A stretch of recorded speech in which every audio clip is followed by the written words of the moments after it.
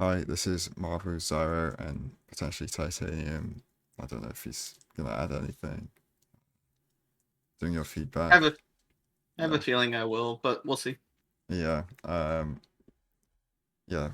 We're doing your feedback. If you have any questions, just ping us in your thread. Are we resetting on First first person. person? Oh my god. It's all good.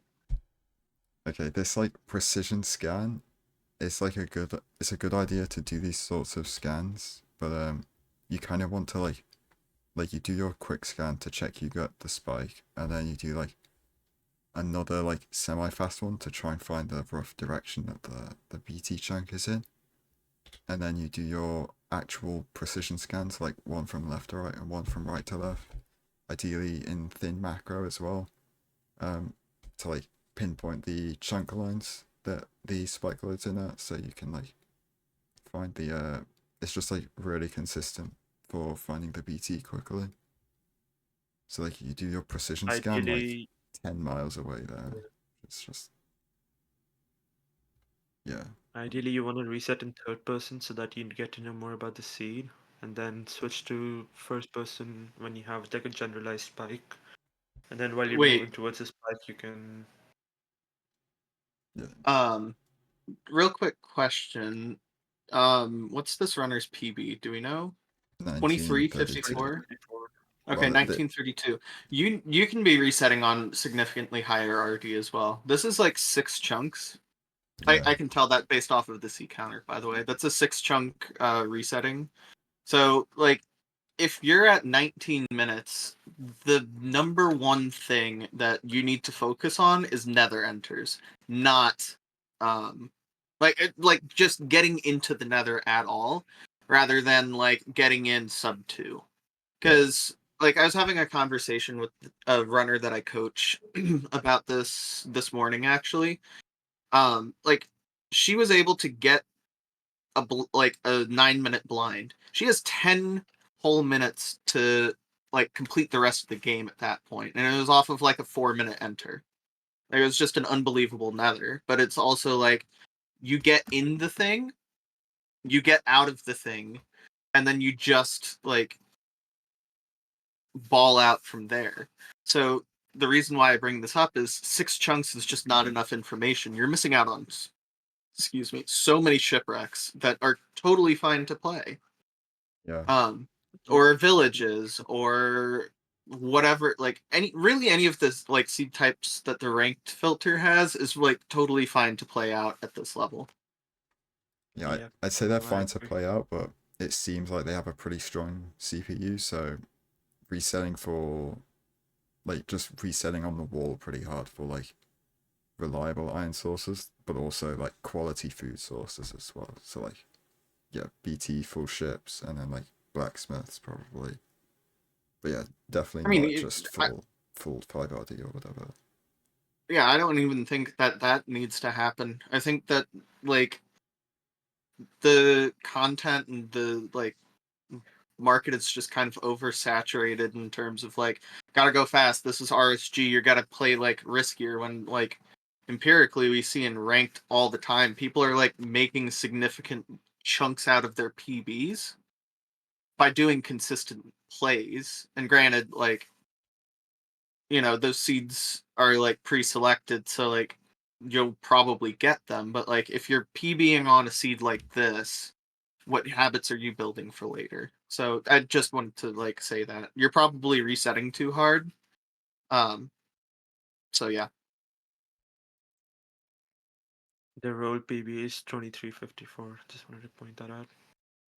at the time of this recording, yeah. But I mean, still, like it's 1932 now.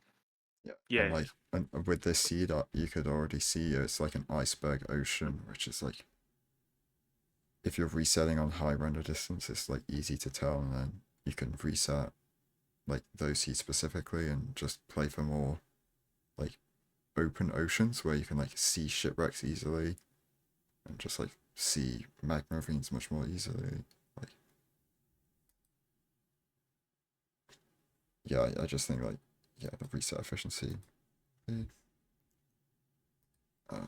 And then as far as getting to 9-9, just looking at the chunk that the BT is in, going like to the middle of that chunk, and then like offsetting yourself one block is where 9-9 is. You can also look at the F3 crosshair to see where the red line and the blue line point, and the direction where they both are is the positive direction. So like you go to the middle of the chunk and then you go one block off in each of those directions, and then that's 9-9.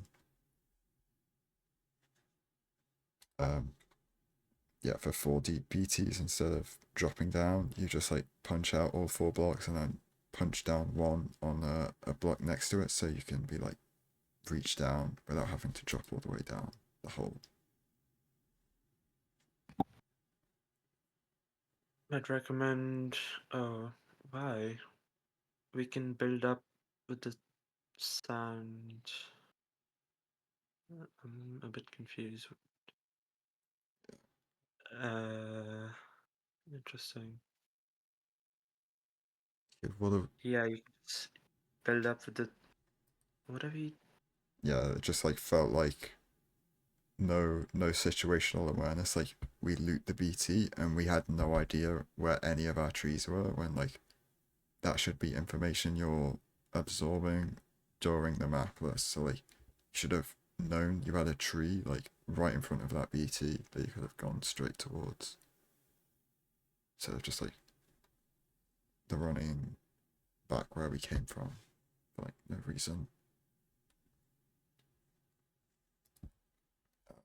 We should also take our fish off our hotbar because we're not going to need them in the overworld at all, and it's just going to clutter our hotbar for our like it's going to send potentially like a boat and door craft into our inventory and not straight onto the hotbar.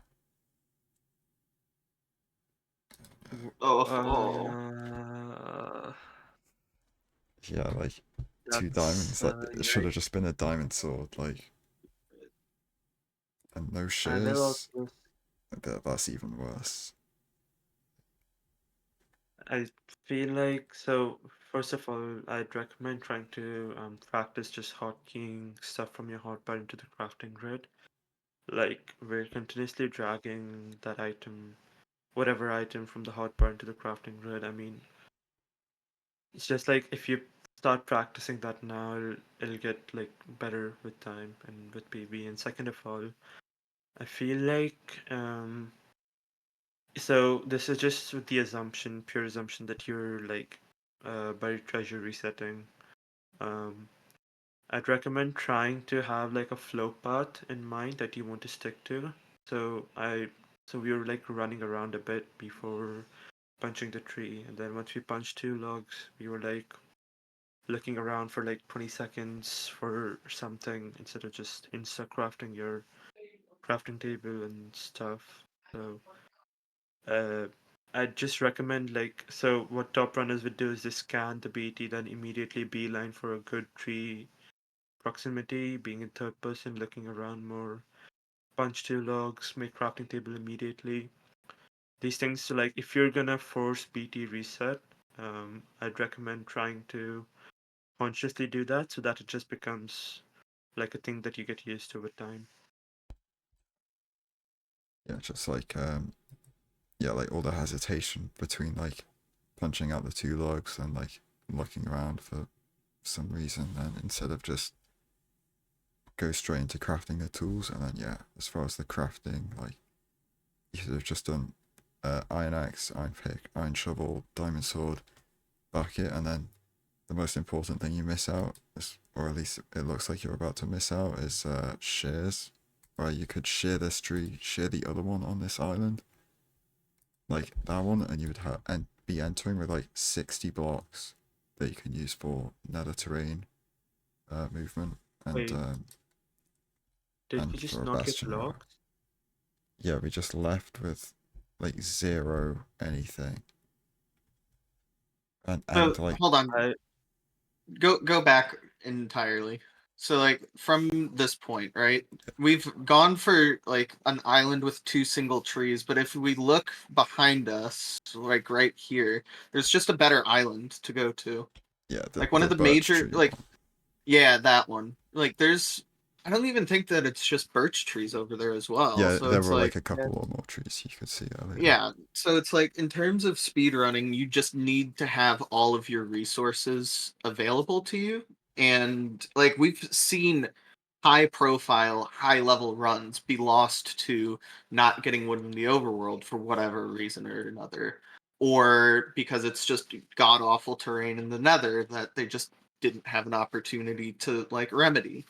In this case, you have both of those and you're like electing to not go for either of them, which is, I mean, we've just had 5 years of like empirical evidence as to why that's just constantly a misplay.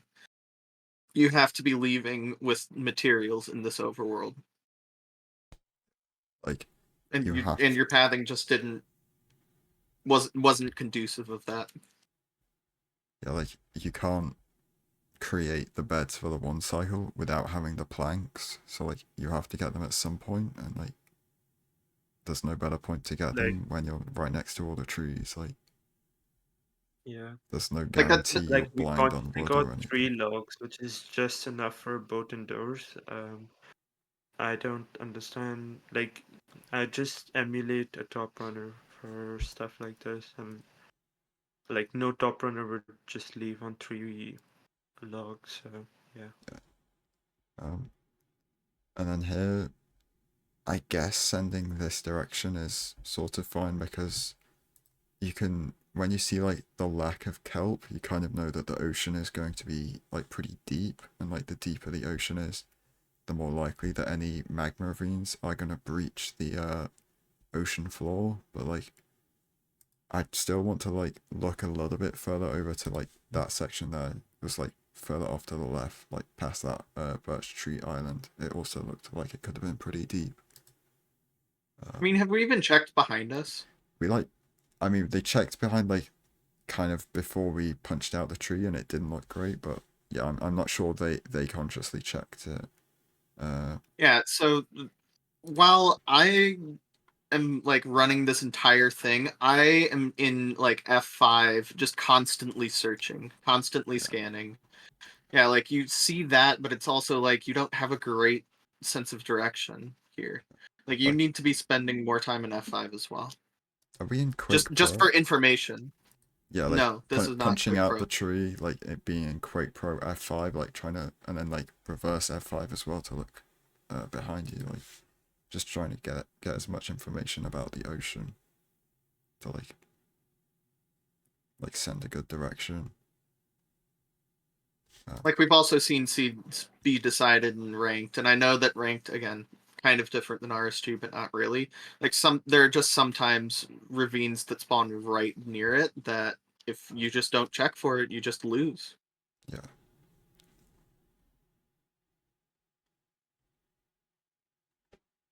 And then yeah, it's similar to what I was talking about with the iceberg ocean. Like, a problem with icebergs is like you'll pretty much never be able to actually see the magma ravine unless it's right next to the island, because the icebergs are just going to block your line of sight towards the magma ravine. So you just have to basically send a direction in the ocean based on vibes pretty much every time, which is why you'll see most people try and reset iceberg seeds. But yeah, like, I mean, you could check this ravine and then probably go over there because it looked pretty open. Also, yeah, deep ocean here.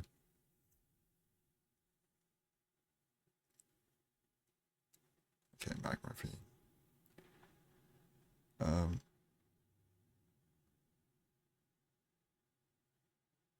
What are we doing?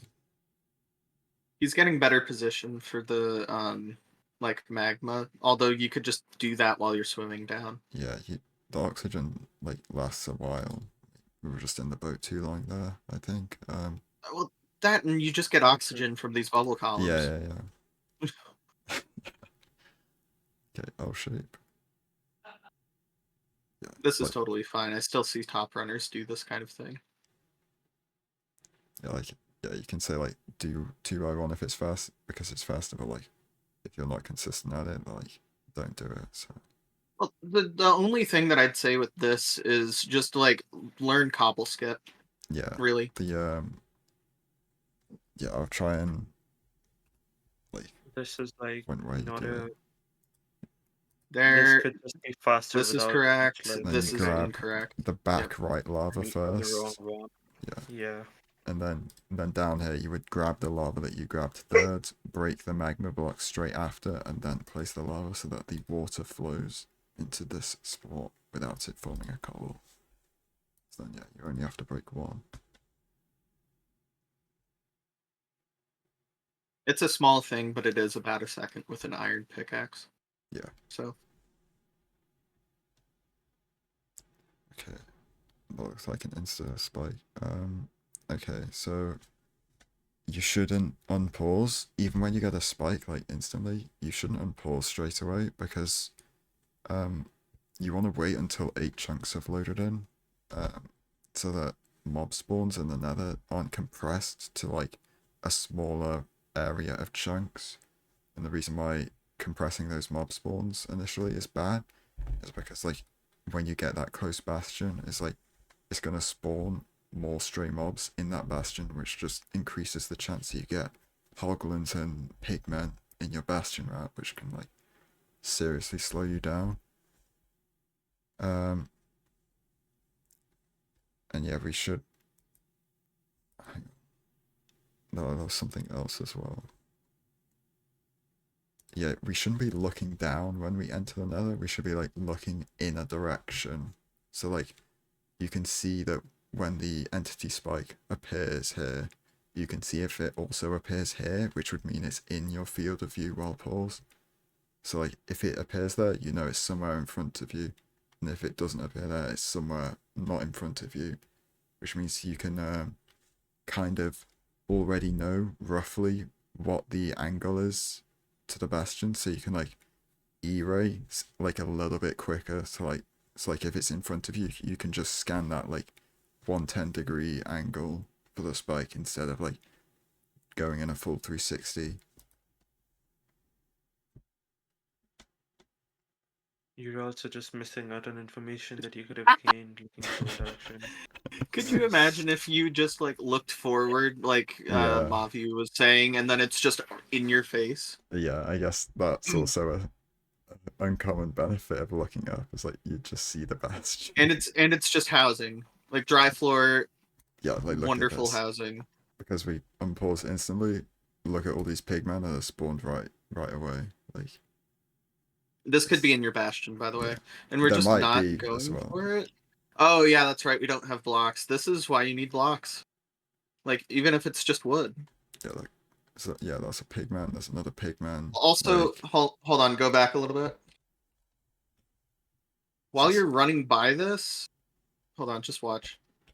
You see that? Hold on. Pause it. Pause it. Pause it. the Go back a little lantern. bit. The lantern. Yeah. Yeah. Yeah. I think I went back too far. Yeah. It's common Pause it. for one. Yeah. Yeah, so That one. Yeah. So that indicates a chest. yeah, you can like While see you're a running in, sliver of the chest.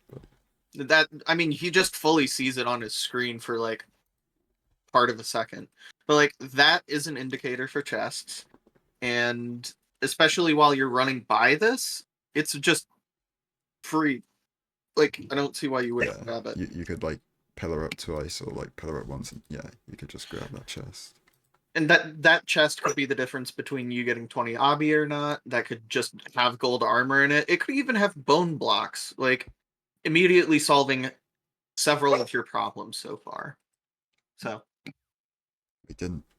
Okay, yeah, we didn't pick up like a bastion chest can have a minimum of 4 obby if it has obby, and we just didn't pick up all the blocks that dropped from that chest. Like you should always get at least 4 obby from a chest if it had obby in it. go back. We also. Yeah. I won't say anything. I think y'all are about to say it. Yeah, we should. I mean, yeah, either bring the pigs around the terrain that they'll actually path over, because they're not going to path over this magma block, these magma blocks, or build like a bridge across it. No, you just need to build a bridge across it Yeah, because the pigs on the hold on from from behind you, right? Or actually Yeah, just like facing the the chest. guys that Like from the guys from the right of this, like where the chest is facing, they have to like pathfind all the way over from the right side there, all the way to the left to avoid the magma. And by the time that they're there, they'll just be de-aggroed. Yeah. Until you re-aggro them, which could cause late pigs to kill you. So you just need to bridge, so that way you can get everybody ASAP.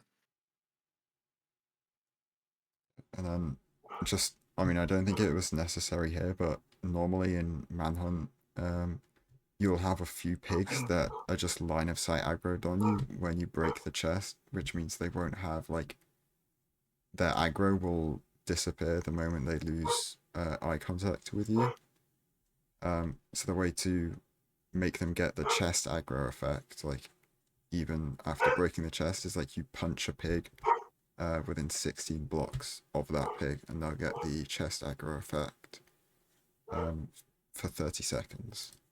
And where you want to punch a pig, ideally in housing, to like for the maximum average amount of pigs, is like a pig that's like standing right here. So normally the way you do the bastion route is you break the chest, you wait for a guy to like you stop like around here, turn around, wait for a guy to reach you around here, punch him, and then you keep going. Yeah, and then we don't like block off. Just wait until we're.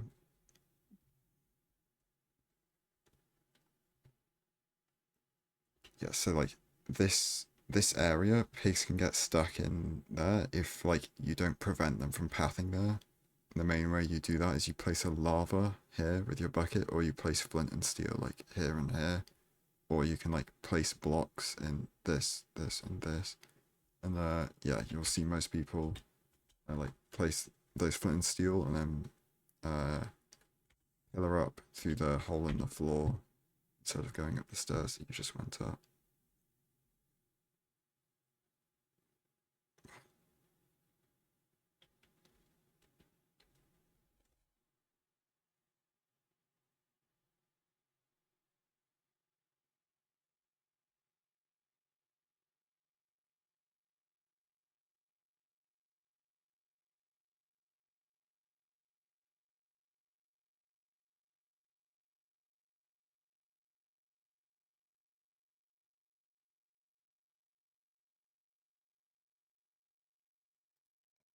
So we didn't see the fortress, right? 'Cause Yeah, I think we did. we did. Or no. No, I don't think we Okay, did. okay. Yeah, we should be Hold on. pyraying at this point. Well, two things real quick. So one, um, well, you mean like just setting up your pie chart, because you fundamentally Well, can't pyrate in the middle of a chunk. but Yeah, yeah, that's yeah. right. Like measuring the distance is what I mean. Like, Yeah. yeah. Two things. So, one, it doesn't look like you have like a standard way to do this route. I can tell this, or if you do, it's not optimal, because you just don't need to be breaking this much blackstone down here. All of that is literally a second every time. But the other thing is like the hole that you ended up opting for just isn't optimal, because you can just make it here. Go back a little bit, Yeah. Mauvu. Like too far. Yeah. Like, yeah, they put on armor. Yeah, no, this is good. I'm saying like this is And then still fine. Fast hole would be better. Um, and then but this like part. yeah, well, I'm saying like Yeah. here, you don't need to like do anything here, or like you should be putting it one to the right. Yeah, in this block. Reason being is you just don't need to place a block there, which I mean you're breaking the same amount of blocks, and if you're doing the same thing but one includes one extra step, it's fun, like by definition slower. So Yeah. just like shift where your hole is, I suppose. Yeah, like you have to break one more blackstone to like be able to reach this like whole area instead of this one. So like yeah, you can just make this hole sooner.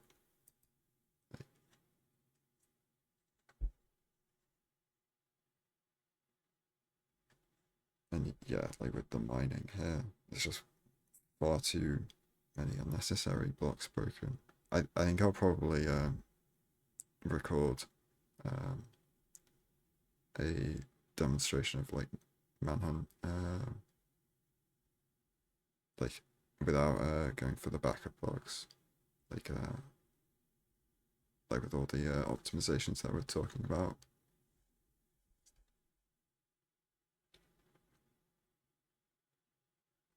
Okay, I don't know what are we. We're hearing piglin snorts angrily, and I'm assuming we're waiting for them or something.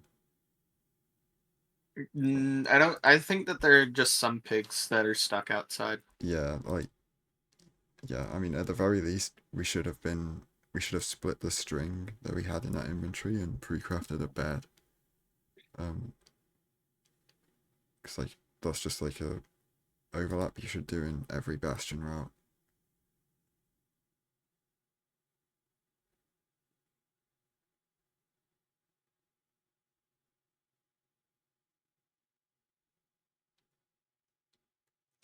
I don't actually hate going up for top chest here because okay, well it's open, but from entering the bastion it didn't look like it was going to be open, so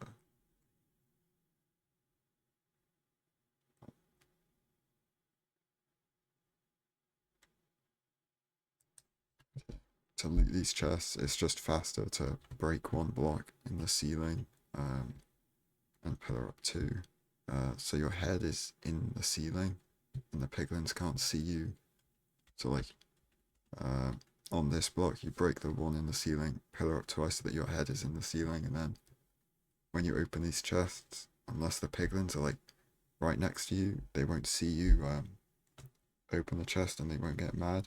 If there is a guy next to you, you just throw out some junk gold item from the chest so that guy gets distracted and then just loot the rest of it.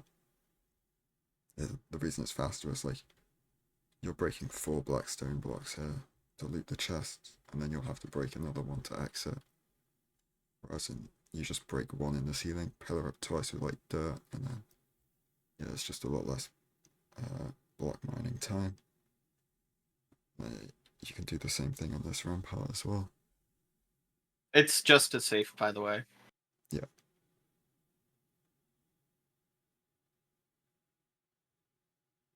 Again, just like we're dragging stuff from our hotbar into the crafting grid. I recommend just practicing hotkeyming for that. Something we should have done there. So I wasn't expecting it, but it was really open terrain up top. So we should have done our pyre there, found the direction, and then pole hung in that direction because we had excellent terrain in pretty much any direction there to the fortress.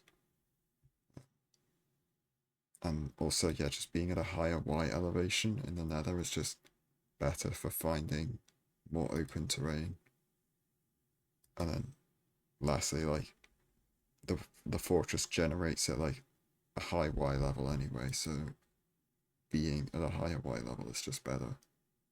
Because like yeah, the blaze spawn is just always at least like Y60 or something. When you drop gravel into the trading hall, you should always put a block on straight after, so that you don't give the pigs any time to potentially like jump up a block in between trade cycles.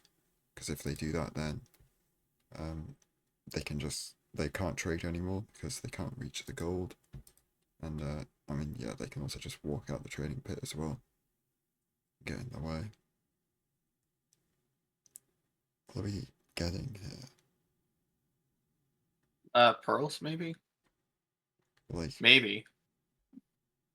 yeah, I mean, it'd be more helpful to know how far the fort is. yeah, like, before we were waiting for it, but I think I understand the logic for sure. I mean, yeah, like, I guess just, yeah, we're waiting for pearls, but like, we're throwing out stuff that's, like, we've got, how much fire res? 3, 6, 9, 12, 15, 18, 21 minutes of fire res. Like, that's way too much. Like, and other stuff you should throw out. It's like stuff you're not going to be picking up duplicates of from the barters. So like magna blocks, you can't pick up more stacks of that. So that's really useful to throw out in the bastion split. Like, for example, throwing out nether quartz is generally not even gonna help you because you're just gonna pick up more nether quartz later in the bastion split. So like, it's not actually effectively clearing your inventory. You just basically what he's saying is pick out the singular items. Think boots. Think fire resistance when you have more than 9 minutes of it. Really. Yeah, like the source And speed referral. box. Oh, we're out for no reason. Is that the Or did we fortress? see Like, that? I literally can't okay, tell. Oh, I saw that earlier and I was like, I think that's just nether fog. And I was like looking at the bit rate. I'm like, Yeah. yeah. yeah, okay. But That's even Are we on the highest? No, we are on the highest settings. We just can't see. That's crazy. I mean, yeah, even without doing the pyre, like you should have pearl hung to this direction from the top of the bastion when we looted it.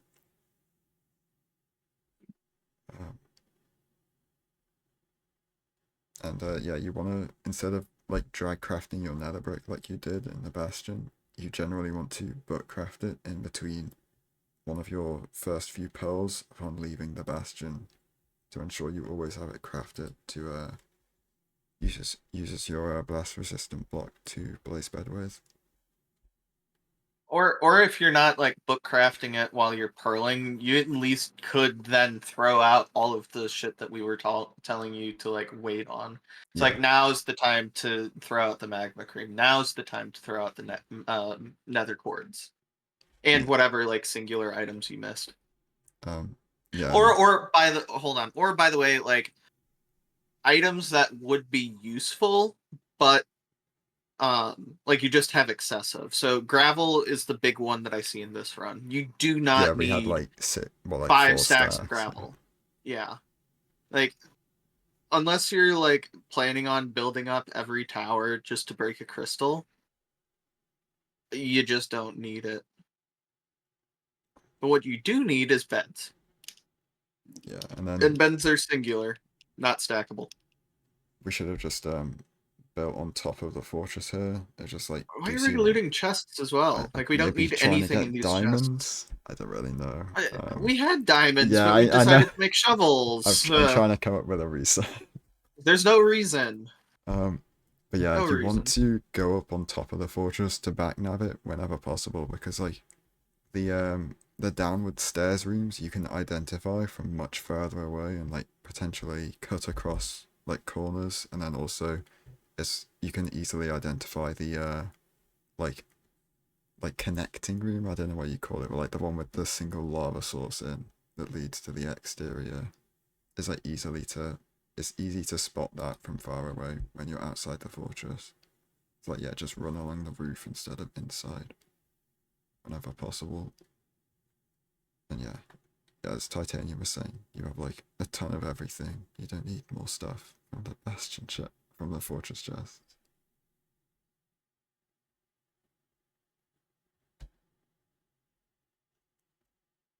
Actually, I guess the gold could be useful to make gold pickaxes. Not in this quantity. There's like 1 or 2 that spawns per. It's just not worth it. Yeah, on like a full buried fortress, it's really important to use the mapless by chart and like with thin macro to try and find the blaze spawners through the walls. Like, it's just the same as doing like preemptive or mapless. You just look like in a circle trying to find a spike. You do kind of have to use like spatial awareness to like realize when your spike is in the direction of the bad part and like notice that that's probably a chest and not the blaze spawner and ignore those spikes. But it's better than just aimlessly running around trying to find a spawner by chance. That's Like just that. what? What are we doing? No, fuck that guy. No, fuck that guy. Yeah, he had to die. good play. I'm kidding. That was bad play, but still, fuck We that should guy. just see the spawner and go straight to it. Like, Wait, is this a double spawner or no? I don't think so. No, it's not. It's a singular. I don't know why, but I just thought that this, like, So we F3C for blind chords, but we have 20 obby. So like, what? That's irrelevant. hold on. We're not staying at that spawner. What? So I You guess have to hold on. Stay at the spawner, please. For the love of God, stay at the spawner. yeah, like It doesn't. You It doesn't shouldn't- matter. yeah, it doesn't like- matter your blind chords are bad because you've got 20 obby. Like, So for like whenever you're like the cue that generally most top runners follow is that if it's like buried, you only move to your second spawner if you've seen it or like if it's in close proximity. yeah, If it's open, there's like a good chance that you'll see it, obviously. So it's not bad to leave without knowing where it is. But like when this is like all buried, it's just a throw to leave spawner because all that time searching is this like time that the spawner wasn't loaded, which means your blaze cycle is now gonna be slower than if you just stayed here and maybe worked on your spawner instead. yeah. Like the spawner timer was ticking down while we were running away and running back. Like, and like that could have just been time spent like setting up a blaze bed to get a full spawn on the next cycle. And like we don't even know where the second spawner is, and we just don't find it, so we come back and then yeah, the only reason you should ever leave a buried spawner where you don't know the other one is if you have like an absolutely massive glowstone thing in the middle of your spawner or something. Like it's just The so light level bad. for glowstone Yeah, is it's level 16. It's like every block within 4 blocks of a glowstone block blocks or blaze spawns. But yeah. So I thought we had like a ton of string. We do. Yeah, There's like 2+ stacks. yeah, we should. This should be this should honestly be a double blaze bed situation. Problem being is wood count. Right, actually, oh yeah, that's why we're not blaze bedding. Yeah, they don't have Yep. a bed. yeah, hard. Well, I'm gonna say hard punish, but like it's just the expected punish. Like this is the normal outcome you get for skipping mining wood. So Wait, hold on. I just totally realized we have one salmon. We had 4 earlier. wait, We didn't even take that much damage this run, I thought. yeah, why do we? Yeah, hold on. Timeout. Food management here. I Have we can't just think been of a time where you chugging it took. like no tomorrow? I mean, purling expected, right? Even then, I'd only expect like with the fort proximity, like 1, maybe 2. Yeah, no, we Like enter the fortress on 3 with salmon. 3. Hold on, he's about to eat 1 though. Yeah, so you 'Cause, eat like- 1 here because like yeah, you're down on hunger Well, and you have well, health to heal. He'll eat 1 probably once it ticks down, Yeah, which yeah. would be correct. Yeah, so like you eat 1 now. Please. Oh no, or does he not realize? Wait, Oh wait. no, he does. Clutch Cool. that. We realize, yeah.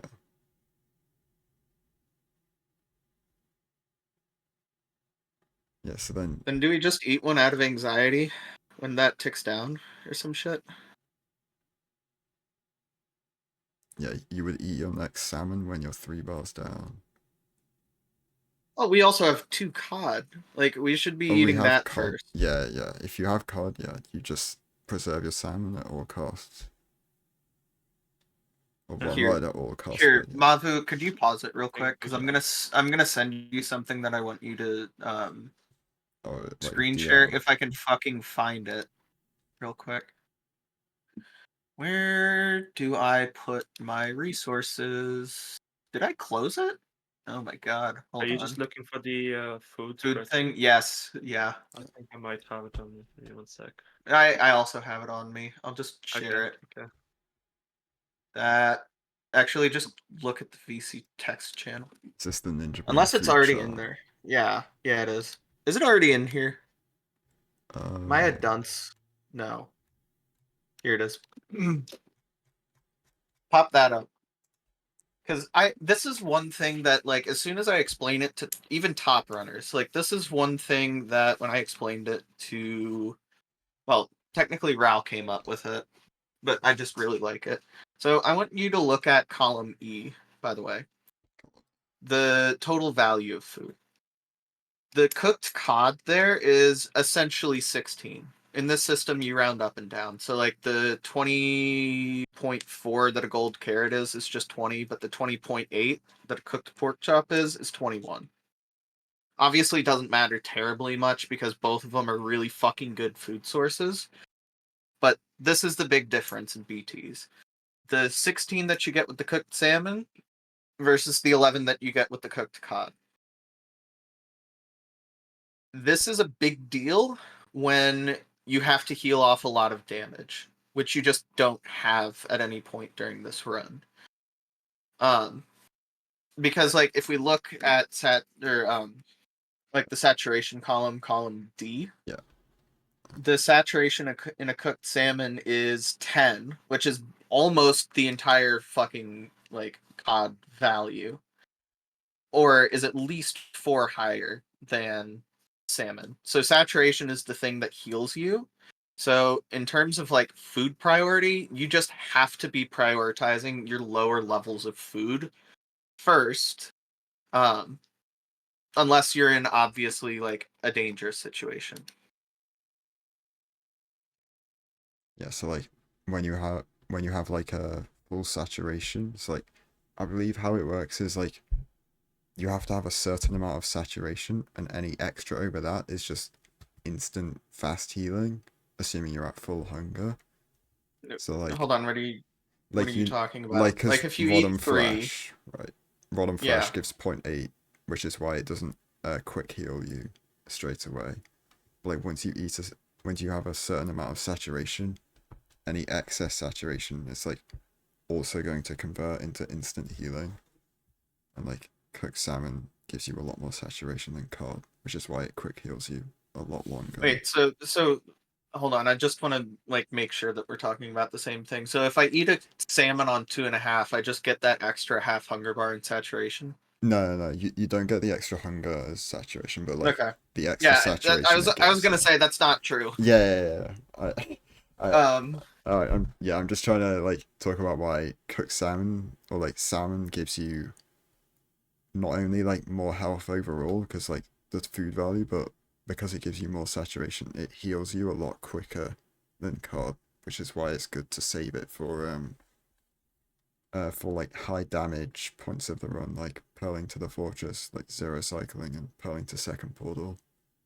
I mean, even that depends though, really, because it's like if you just have a ton of cod, like if you're playing like 4 cod for salmon, you can just totally eat cod on the way to the fort because it's also like an easier chugged food.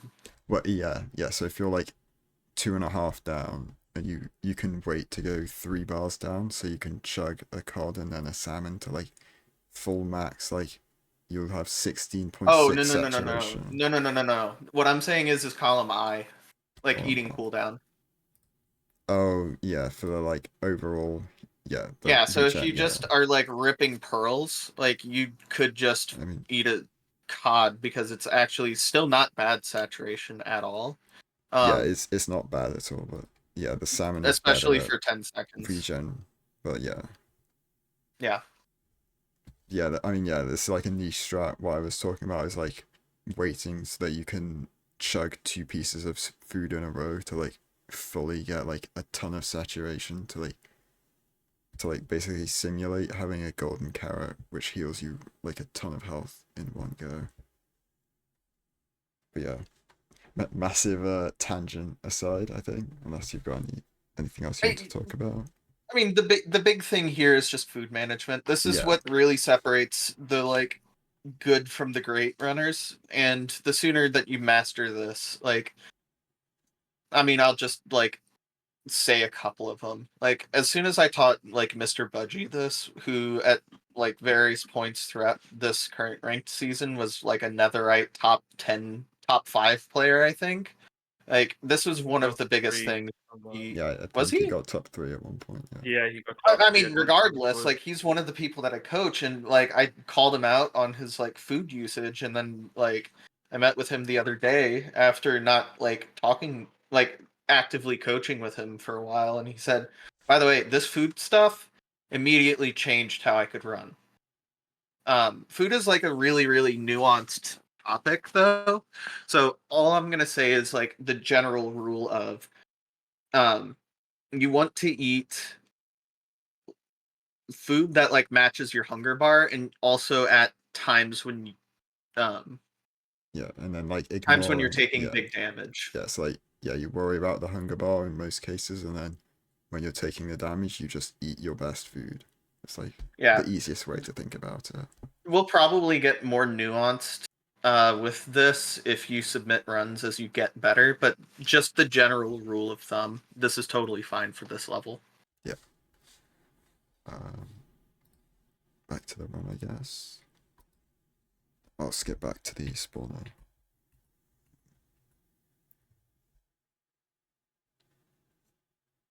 Yeah, so the like mining pattern for breaking this nether brick is like you're doing it very like inefficiently.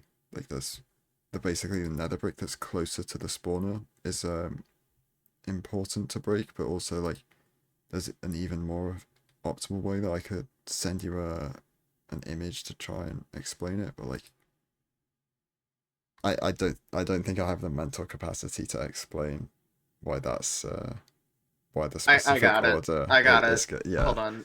You Do you have go the at image? go. No, I just have I can find the image like pretty easily, but basically it's the 6 up front, so go back when Yeah, like it's when it's totally there. full fresh. Yeah. So Um, like the 6 up, yeah, like the 6 in front of the spawner. So like like like 3 1, 2, 3, wide of 4, the 5. Yeah, staircase, and then you want to mine out the entire like flanks of it, and yeah, then the back. That's all you have to do. yeah. So it's And like then obviously after that, like then you can start breaking like the shit that you started breaking, which is like this stuff. But like that just doesn't have like huge effects on the like spawn cycle stuff. The floor is the really big thing that Mojang fucked up on in designing his blaze spawner. Or like was it Notch? I mean, regardless, blaze spawners are just horribly designed. But again, the better thing to do here is it's double blaze blaze bed. bed or just like high blaze bed or something.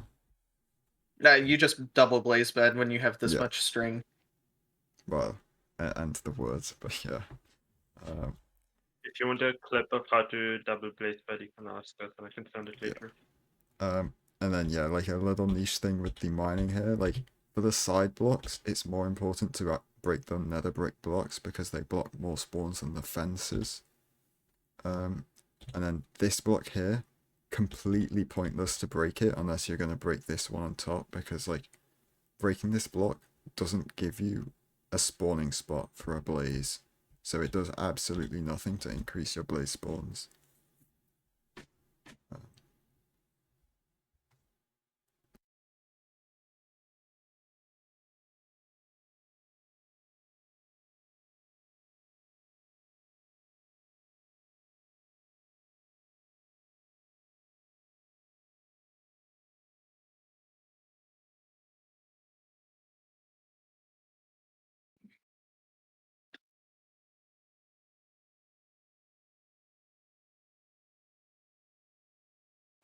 Yeah, and the same thing with the block beneath the spawner. Yeah, it doesn't give a space for a blaze to spawn, so there's no point to break it. Actually, on the topic of blaze bedding, I'd just send the blind here. So that way we Oh can get yeah, wood. to get wood, yeah, 100%. Yeah, you should never be in the situation where you're at the spawner without wood, though. Yeah, if you are, like you like had a one tree island and you didn't have enough planks, yeah, you would send the blind instantly to get planks. Okay, don't 5 worry for about 6 is awesome, though. yeah, don't worry about the rates until the run is over. That's what I'd say. Like, just lock in. For the portals in like these 4 ways, you should just build them against the wall so that you don't have to do this weird stuff to like place the top obby. You also lose a block of height, which in RSG matters significantly. It could be the Yeah. difference between you having to break 40 blocks of stone and just getting on the surface. The game's stupid like that, but trust me. I've had it done. The other two people in call have probably had the same thing done. Yeah, for sure. Just don't. Just get as high as you can. We should also Pause. okay. I wasn't gonna say anything until you said yeah, we should also try and craft your Eyes of Ender in between axe hits on blazers, just to like overlap the craft instead of what we're gonna do here, where we're just gonna have to craft the eyes like fully unoverlapped. Same thing with like the wool and the glowstone if you weren't able to craft it on the way to the fortress. And then yeah, if you have to mine extra wood like this, I mean actually no, it's 20 obby, but like yeah, in a 10 obby run where you're just sending a blind travel, you would do your eye measurement, pearl towards the stronghold, and then you would hang your pearl and then mine the woods and then unhang it. Yeah.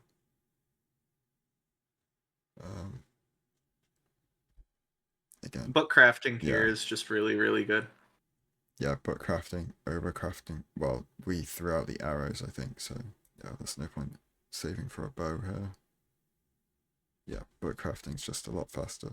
It's like so many less inputs, and like it's not about like how far they're aiming, it's like just the less inputs for crafting is what makes it much more consistent.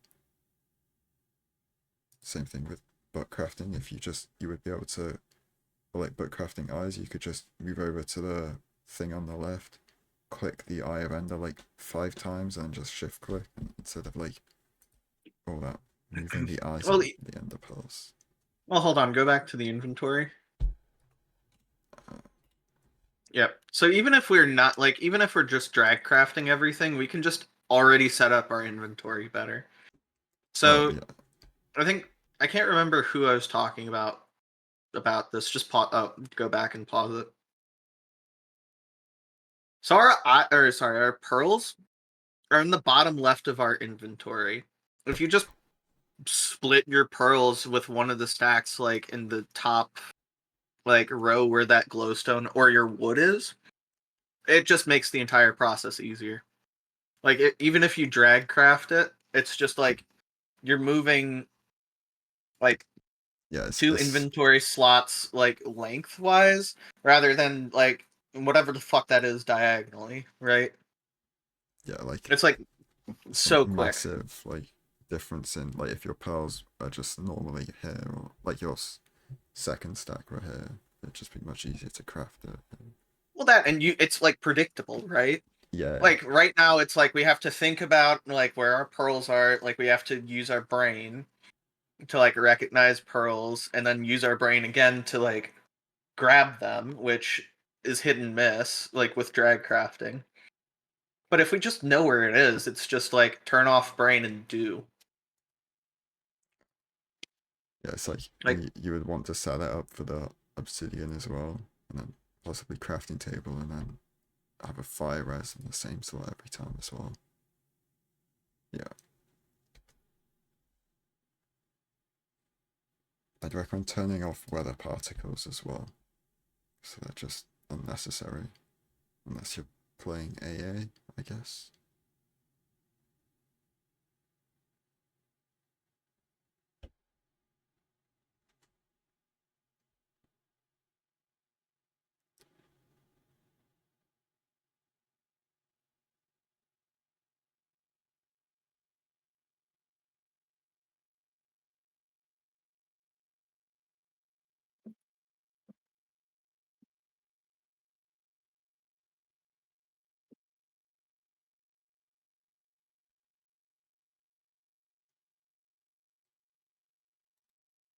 So like just things with the eye measuring, I'd recommend trying to use a tool macro resolution to get more precise angle measurements. you could learn bow tie, but that's like very precise. And then if you use tool macro and like practice it a lot, like you can get your standard deviation down to a point where you don't have to run as far between your two eye throws to pinpoint the stronghold. And even then, like, your angle error doesn't look that large, like compared to how far you ran between your eye throws. Like you run like 40 blocks, it looked like to me. Like you definitely could have run like 16 or something and still have reliably hit 100% accuracy. And then yeah, with the when you're throwing two eyes, the way you want to do it is you build up next to your first portal through the eye, and then instead of picking up that eye straight away, you go left or right, however many blocks, through your second eye, and then you go pick up the second eye, pick up the first eye, and then back to your first portal. It's just like shorter pathing overall.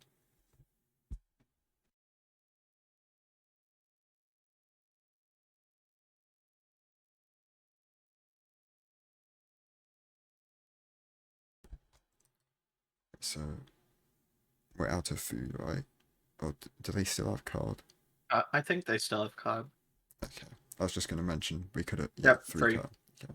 Yeah, that was just like a straight pick that we could have. It was under a tree, so we would have been able to burn it to get cooked pork.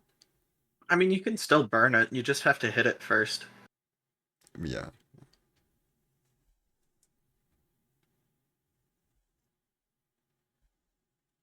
I guess yeah. The reason we're talking about like hitting it first is because it was raining, and raining puts out the fire. And like if you kill something while it's in the rain, then if it gets doused, it doesn't drop cooked food. Okay. So we're like struggling to find the angle to where the stronghold is.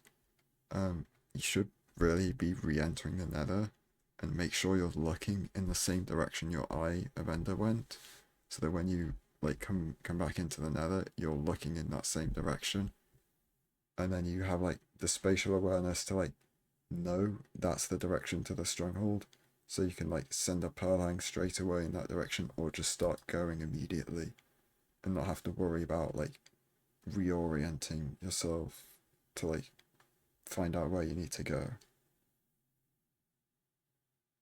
Which is like what we lose time to here, like trying to figure out which direction the stronghold actually is.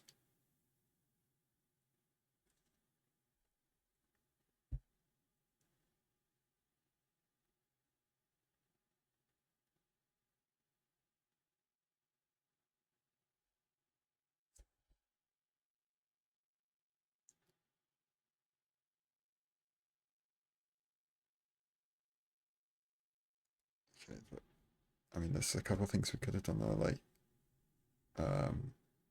like boat fall reset or whatever you call it, to like try and get onto that tree.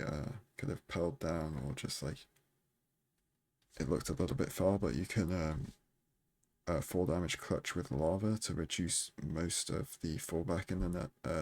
Fall damage in the nether. It's like pretty good for reducing fall damage for like short distances as well.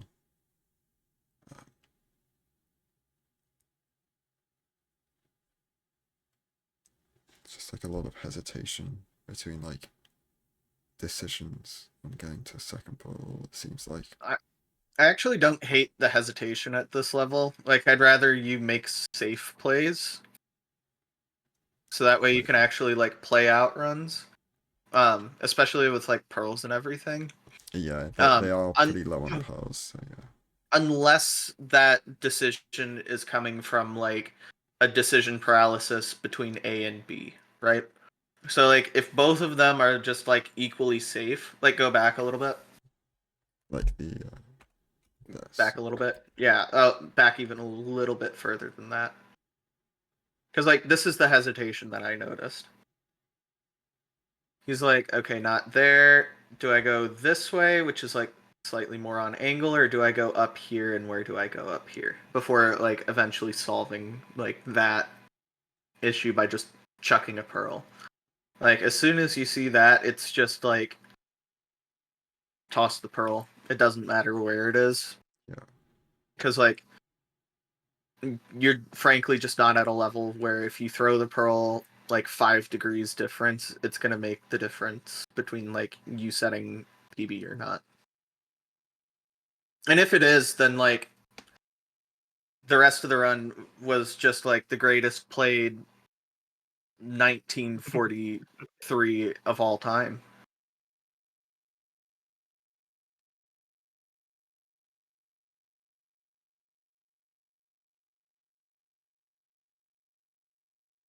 So I think at this point you should be heavily relying on using the angle to stronghold mechanic from Ninja Brainbot to like keep orienting yourself in the right direction there. It's like it's just a lot of like looking around trying to figure out if like following this ravine is the right direction, and like it's just like completely in the wrong direction. But if you just use the F3C to update your Ninja Brainbot, it can like quickly give you that information of being like, no, the way you need to go is straight through the wall.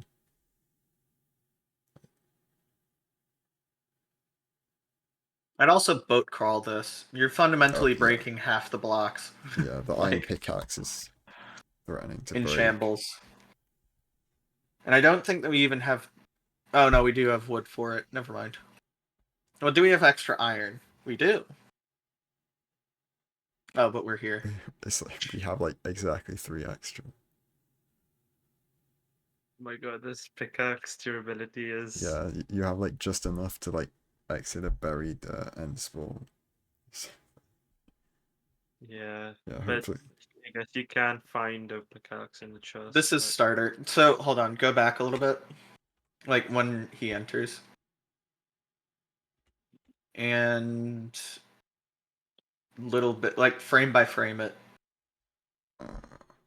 Here, actually, just wait until he gets to the door.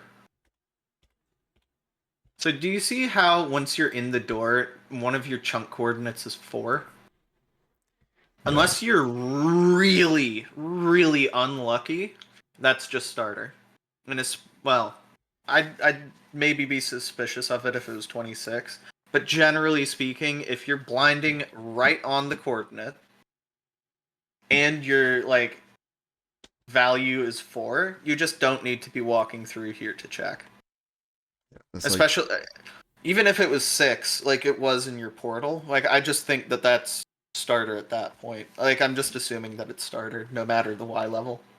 yeah, that's like you can just F3C, and I believe like you normally get like 6 blocks away from like the updated distance will say like 6 blocks away from the dig down spot if you're in starter. It'd just be can use crazy. I mean, the only situation is if it's like multiple levels of this like 5-way intersection. Oh yeah, there's a 5-way, Which would be directly below us. Yeah, which would be fucking incredible if that happened. And if that just GG's your run, then it's like that's actually like super unlucky. Yeah. Because just think of how unlikely that is. Yeah, Strongholds just don't generate like that, really. So. And then like yeah, the problem with doing this like super long like check of the if it's starter is like you look at the M counter, the entire mob cap has been filled up, so like the stronghold is now full of mobs, which makes I don't know if you're going to do a preemptive scan here, like the more mobs that have spawned in, the lesser chance you'll be able to get a pure spike reading of the portal room, and just the more the mobs can affect your overall percentages as well. Well, also not only that, you should just learn preemptive. Yes. Like yeah. even if it's like not a great time, like pause it real quick because I'm gonna go on a tangent on like this level of runner. Shall I go back to the stronghold entry. No. It just doesn't matter. I just pause it. Okay. Like right now, you're not going to be shattering any type of times, right? Like, frankly, you're barely in the community, and you need to be learning strats and getting reps in. You like any like complex strats like Zero Cycle can probably wait. Strats that you will use the entire time, so mapless is a good one, right? Yeah. Preemptive is a great one. Bodai is also a good one because these will be things that you have to do every run. Zero Cycle, as an example, is something that, depending on your skill level, isn't available every run. So, therefore, you have to practice on what will always be available, which is a 1 cycle. So, any strategy that we're saying, like, learn this thing. So, Bodai, Preemptive are the ones that come up for me right now. Learn it because it'll serve you later on. I'd just like to mention that they're on Intel graphics, so like Oh, yeah. aforementioned, preemptive is like always going to be helpful, but just like normal preemptive is going to be, from the people that I've asked, Intel graphic has like the worst spies of all the 4 types. So I'd recommend practicing hitboxes preemptive, even sort of the basic, just like understanding how the spawner mechanics works and how like the most niche way of doing, sorry, not the most niche way, the most basic way of doing it is just toggling hitboxes and checking for spawners. I'd recommend practicing that too while you're at it. Should probably link the hitbox tutorial by Meeby, right? Yep. Yeah.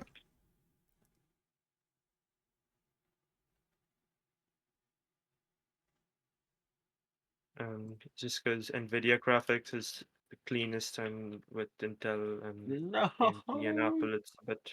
Oh my god, it happened. No, that Awesome, man. wasn't the Oh, they went down into that. sorry. I wasn't paying attention. I was grabbing a blanket. Yeah. Okay. Oh, we're actually at risk Oh, of breaking our pickaxe if we have to dig over that. Oh, oh my god, I survived. Imagine I don't there's think we another can. hidden room. I feel like a This is pixel on it is probably like 16 blocks broken or something. Like that feels about right. Because it's like 512 durability. We have the pulse. Found it. It's just you GG can. if this is buried, though. Oh no! Just make a pickaxe. No, we can make another one. It's fine. We Yeah, won't get east I would wested immediately. Surely. make it right now. Oh no. He has wood. He's not going to leave his crafting table here, surely. I mean, even if he does, he has more than enough. Yeah, 53 planks. Okay, we're fine. Oh my god, we I didn't get guess buried. Throw a pearl! It's Yeah. totally fine. Yeah, you want to pearl to mid, mainly to make sure you're standing north-south before the dragon chooses its first random like path, because if it randomly decides to perch on that first path and you're not stood north-south, it's gonna set its perch node to be like one opposite where you're stood at that point. So like, let's just like go forward until we're like here and say it starts its path now. Its perch node would be above the west pillar, which is gonna make it go fly all the way up and then all the way down, and you're gonna lose like 40 seconds to like something that you could have avoided by just pearling to mid.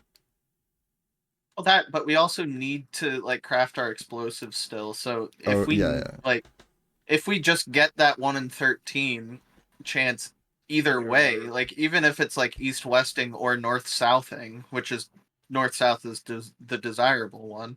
Like you just need fucking explosives to kill the thing, right?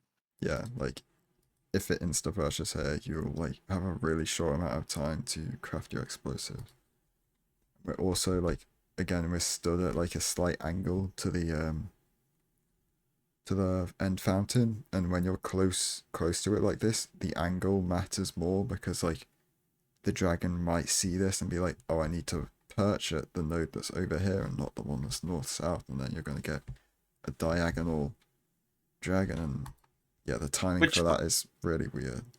and by the way, on this specific setup, that is just the fastest perch that you can get. Oh yeah, yeah, yeah. Since you're just already like they're already at the node. Yeah, Because like go back. yeah, Oh, like it I think doesn't it was matter. I'm back gonna one. get into the weeds. Never mind. Yeah, No, yeah. it is back corner. Is it? Oh, okay. I thought it was back 1-8, but yeah, yeah, like back dragon. If it's perching on the node that would be right below it, so it would just perch so fast, you would almost certainly have no time to react and miss the perch. Actually, I don't know if it's back 1-8, but regardless, it's like It would still that'd be perch even really worse fast. if it. Yeah. Yeah, Well, like if it's just the 1-13 off of back 1-8, then GG. Like yeah, like it's in that time you'd finish crafting, it had gone all the way over here. It certainly would have been like right. It would have been like already perched if it had done by now. Like we would have just missed an insta perch here.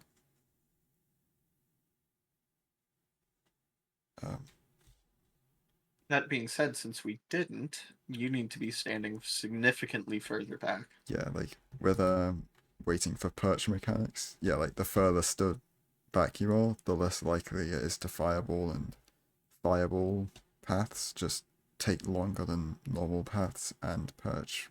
Well, I mean, it doesn't matter if it takes longer or shorter than the perch phase, because perch phases are the ones you want. But yeah, less yeah.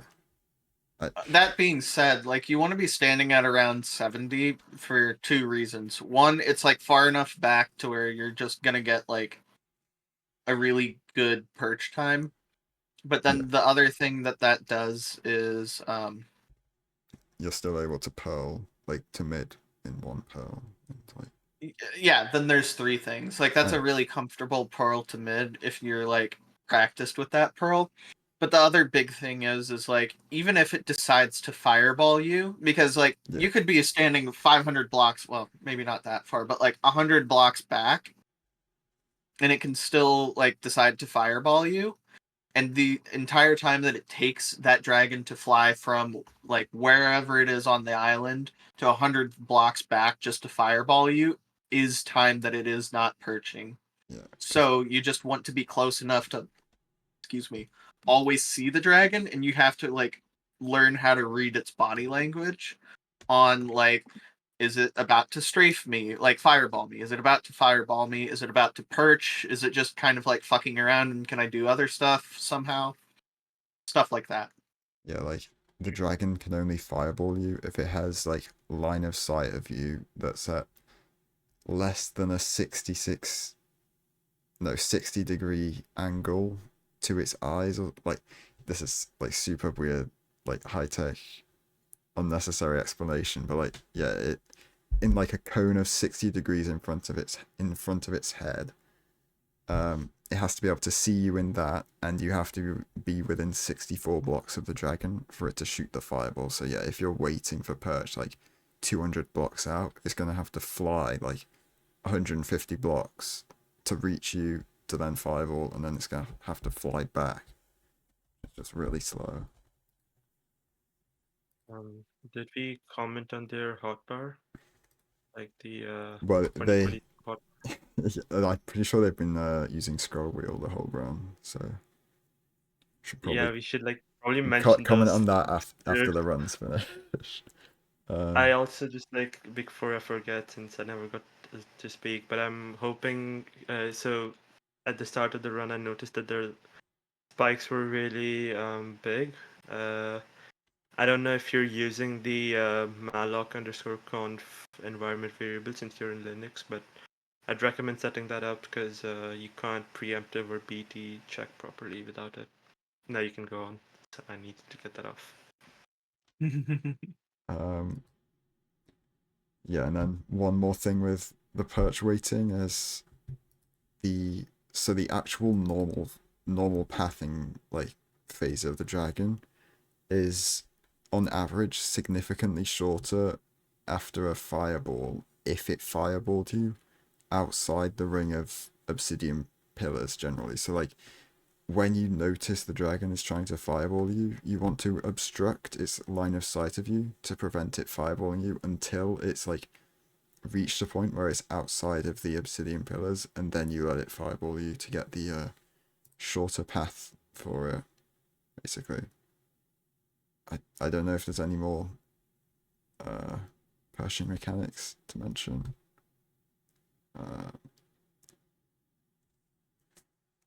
Yeah, I might just skip ahead to it's like 19 minutes.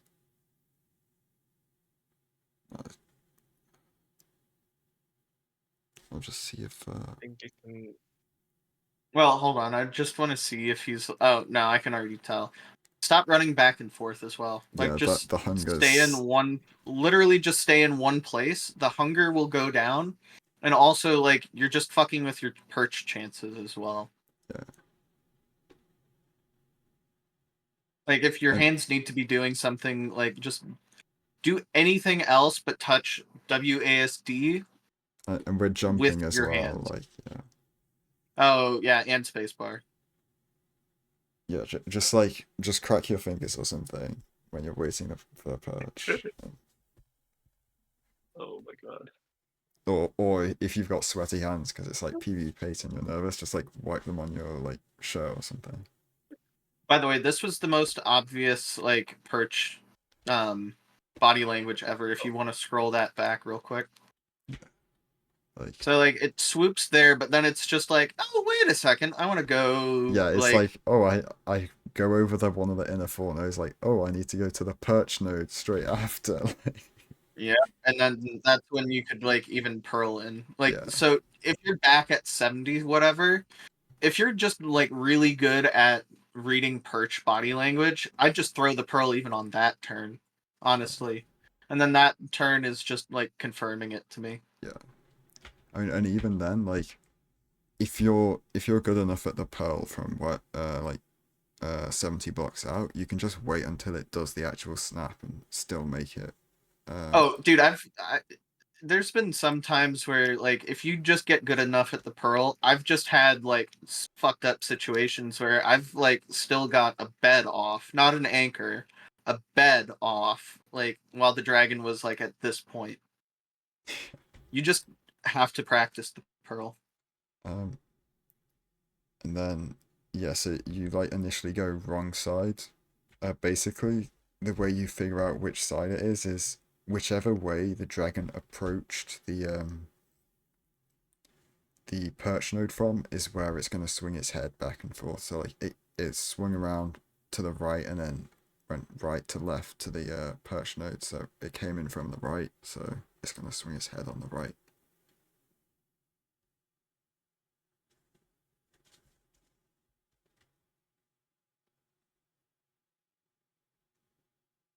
Okay, yeah. It's just like all of those beds were just like slightly late timed, which like messed up the knockback a little bit and meant they were doing progressively less and less damage. And then you hit like a good timing one, which saved the one cycle there.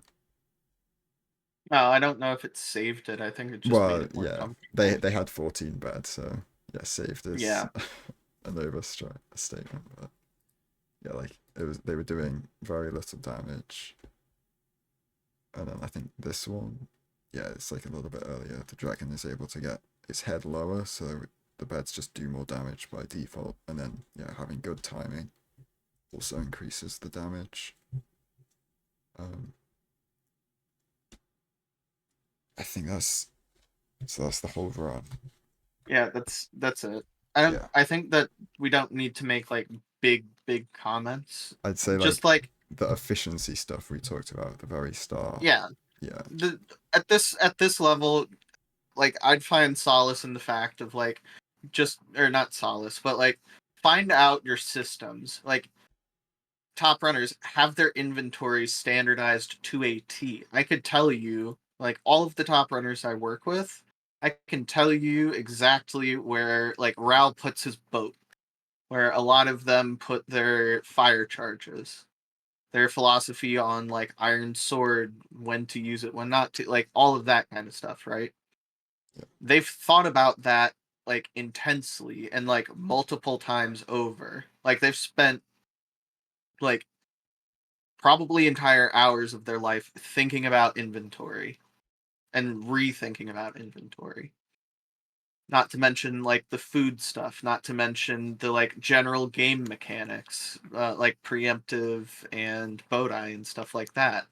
All of that just means that you have to spend less time actually playing the game. As backwards as that sounds. Like you'll get a quicker time. Yeah. And yeah, so like as far as non-abstract stuff, like I'd say the biggest part or problem with this run was skipping the wood and not making shares, because those two things cost so much time. Like, I mean, we spawned next to the bastion, but on almost any other seed, we would have lost tons of time trying to get to the bastion without any extra blocks, and yeah, and then not having the wood to blaze bed was cost a load of time later in the run.